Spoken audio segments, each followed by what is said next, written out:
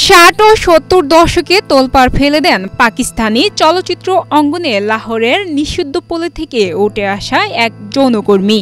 অল্পদিনের মধ্যেই তিনি দেশের সবচেয়ে দামি অভিনেত্রী খেতাবও পেয়েছিলেন। তবে সেই সুখ বেশিদিন স্থায়ীও হয়নি। নিজের মায়ের চক্রান্তে স্বামীর হাতে খুন হন তিনি, যে মৃত্যু আজও আলোচনায় শোবিজ অঙ্গনে। বলছিলাম অভিনেত্রী নার্গিস বেগমের কথা। এই অভিনেত্রীর জীবন দীর্ঘ না হওয়ায় ক্যারিয়ারও বেশি দিন স্থায়ী হয়নি। অভিযোগ রয়েছে মায়ের ষড়যন্ত্রের কারণে স্বামীর হাতে খুন হন তিনি। পাকিস্তানের লাহোরে জন্মগ্রহণ করেন নার্গিস। তার মা ছিলেন একজন যৌনকর্মী, আবার নাচেও পারদর্শী ছিলেন। ফলে ছোটবেলা থেকে নাচ গানে পারদর্শী হয়ে ওঠেন নার্গিস। মজরাতেও দক্ষ ছিলেন তিনি। সময়ের সঙ্গে মায়ের পদচিহ্ন অনুসরণ করেন নার্গিস। এক আসরে নার্গিসের পারফরম্যান্স দেখে মুগ্ধ হন এক প্রযোজক। এরপর তাকে অভিনেত্রী হওয়ার সুযোগ তৈরি করে দেন।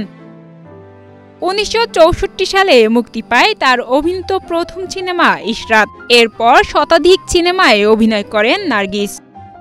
অধিকাংশ সিনেমায় আইটেম কন্যা রূপে পর্দায় ঝড় তুলেছিলেন। সেই সময় সবচেয়ে বেশি পারিশ্রমিক নেওয়া আইটেম কন্যা ছিলেন তিনি। ১৯৭১ সালে কাশু সিনেমার শুটিং করতে গিয়ে প্রযোজক খাজা মাজহারের সঙ্গে প্রেমের সম্পর্কে জড়ান। ক্যারিয়ারে গ্রাফ তুঙ্গে থাকা অবস্থায় মাজহারকে বিয়ে করেন তিনি।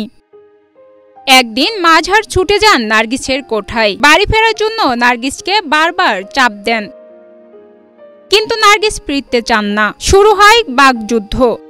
মেজাজ হারিয়ে নার্গিসকে গুলি করেন তার স্বামী মাজহার। এ ঘটনায় আরো ৩ জন নিহত হন। একজন ছিলেন নার্গিসের চাচা, বাকি ২ জন মিউজিশিয়ান। এ মামলায় আদালতে গড়ায় মাজহারকে যাবজ্জীবন কারাদণ্ড দেন। নার্গিসের মৃত্যুতে কে খুনি, স্বামী নাকি মা, এ নিয়ে যৌক্তিক বিতর্ক কম হয়নি।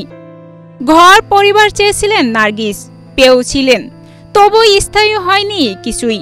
সব পেয়েও সব হারান বলিউডের এই নায়িকা। Sagarika Akhtar, Asian television.